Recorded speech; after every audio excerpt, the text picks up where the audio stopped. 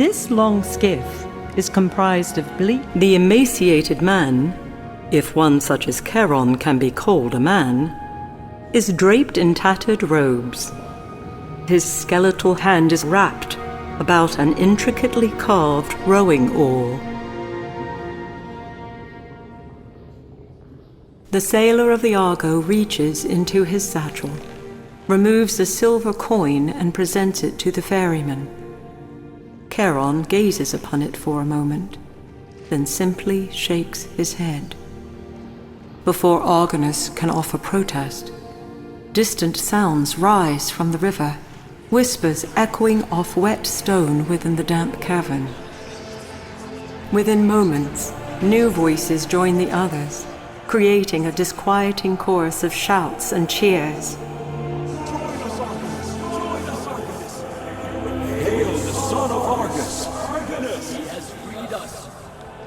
Argonus weeps at the words of tribute as the souls of slain Argonauts rise from the shadows, appearing before Charon, beseeching, entreating, almost as one voice. Hail the son of Argus! As the eyes of Charon move slowly from the spirits to the astonished sailor, Argonus's hand shifts once again, showing that within it, he holds the power of life and death. Charon gazes at the gift from Thanatos, and after what seems to Argonus an eternity, the ferryman relents, motioning the Argonaut to board. As he steps onto the skiff and Charon sets his oar to black waters, a sobering thought enters Argonus's mind. At first, it is a small speck, but it grows even as the sailor's eyes widen in understanding. Athena did not lie. She fulfilled her promise. She granted him a boat from this isle, but not the one he imagined. No, not this one. Grasping this great deception, a wave of anger crashes over Argonus, nearly drowning him in its fury.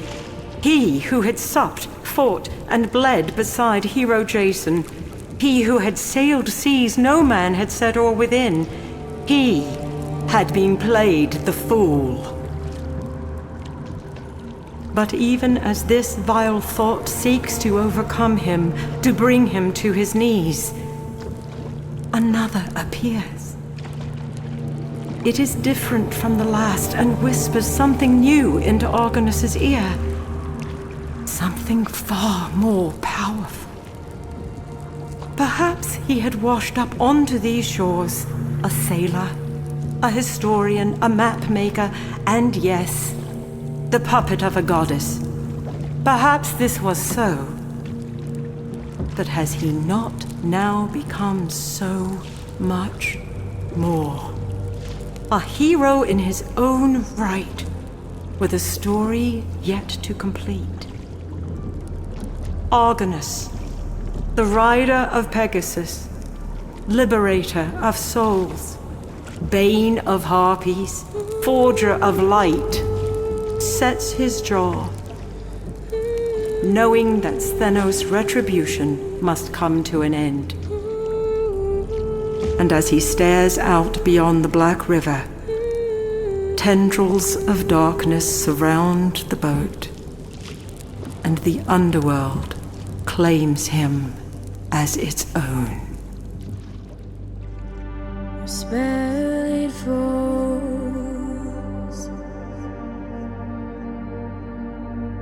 falls over me,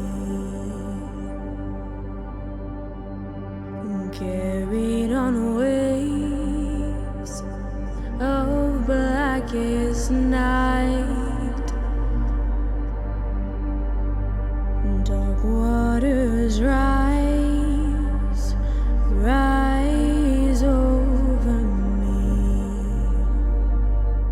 Your spell it falls over me,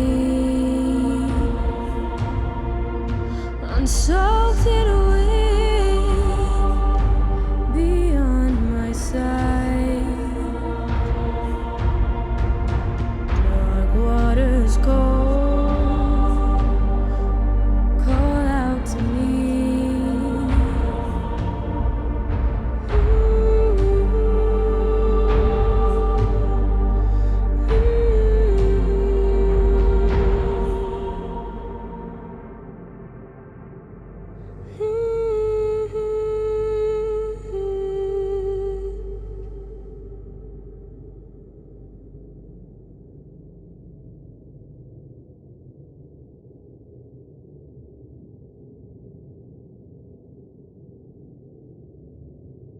Epilogue.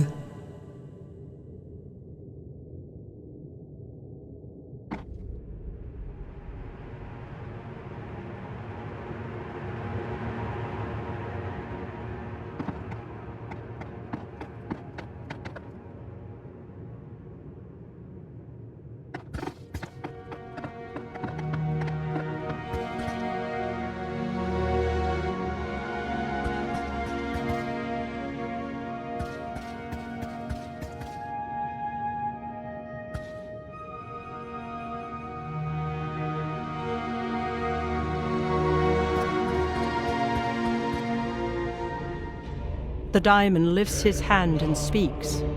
Well done, Argonaut, for thou hast accomplished that which I could not. When my lord Hades recalled me to his realm, mighty Thanatos obeyed, for he is master, and I servant. Yet I am also the shepherd of the dead, and to abandon the souls of that isle went against my very nature. Thanatos looks about before addressing the sailor once more. The Gorgon is just beyond where thou dost now stand, and though thy courage is great, it will not be enough to hinder her. As I am in thine debt, Thanatos will now repay. Gird thyself for what is ahead, sailor of the Argo. And with that, the daimon leads into the darkness.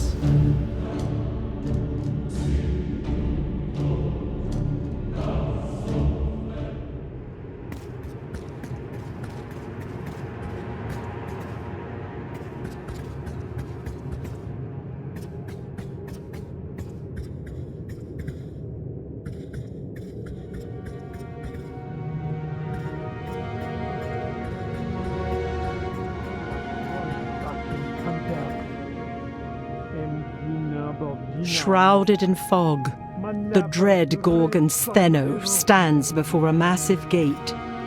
The gate to Tartarus, dungeon of torment. A mysterious chant falls from her lips as she gestures wildly. Stheno hears Argonus approach and turns to face him. Before her transforming eyes can settle upon the sailor, Argonus raises the gift of Hephaestus and the torch blazes into life. The Gorgon shields her face against the blinding light. Stheno rages, her words daggers. I will have your head for this, Argonaut! You were a fool to face me alone! Before Argonus can utter a single word, another voice rises from the fog, one familiar to both sailor and Gorgon alike. He is not alone, sister.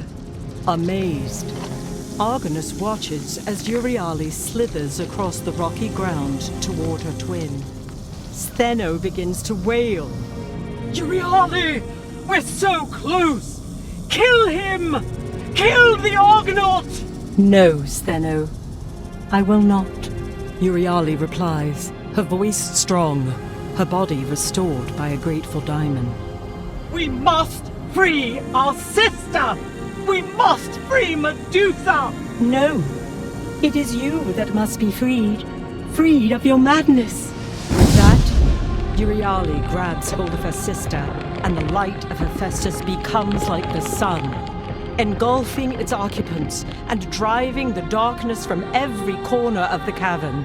As suddenly as it appeared, the light fades, leaving a stunned sailor of the Argo standing alone within this dread hole. It takes a moment for Argonus's eyes to adjust to the darkness. Before him is a statue, or rather two statues, embraced in time.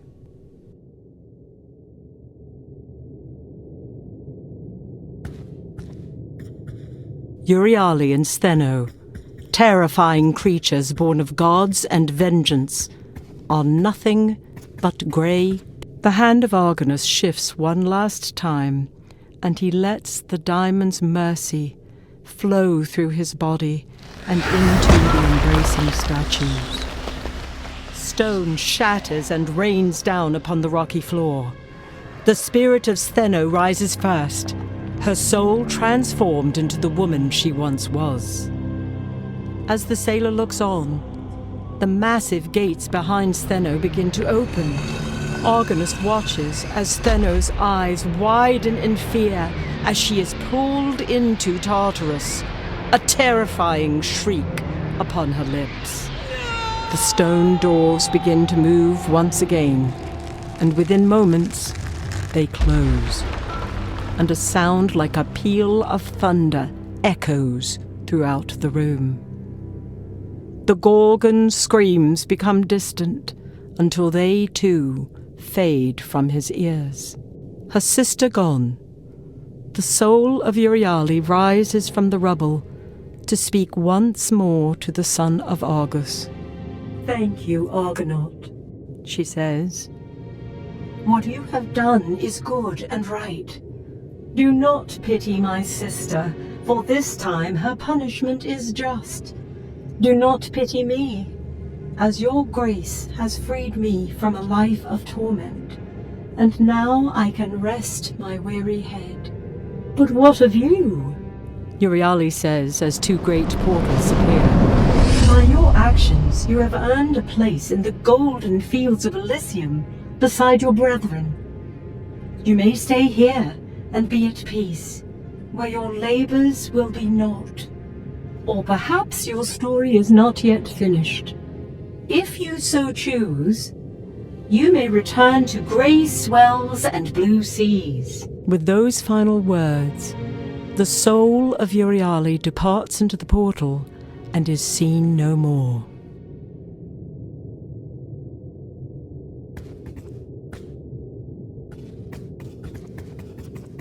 The portal moves as if alive. Within it, Argonus can see golden fields moving quietly in the wind. Within the portal, Argonus can see the slowly moving swells of a calm sea. A smile creases the face of the sailor as he steps into the portal and a new world beyond.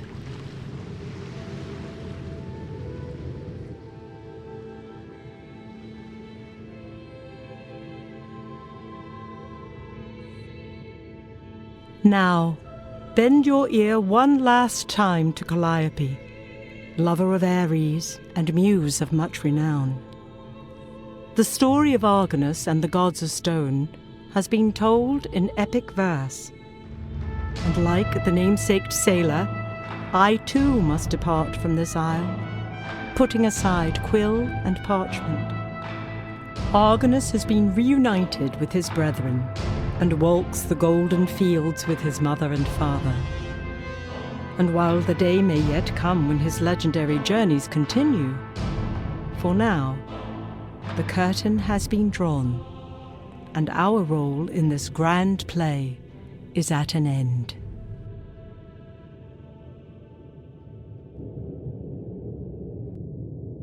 Okay, let's try the other option. Let's go. A smile creases the face of the sailor as he steps into the portal, and whatever adventures await.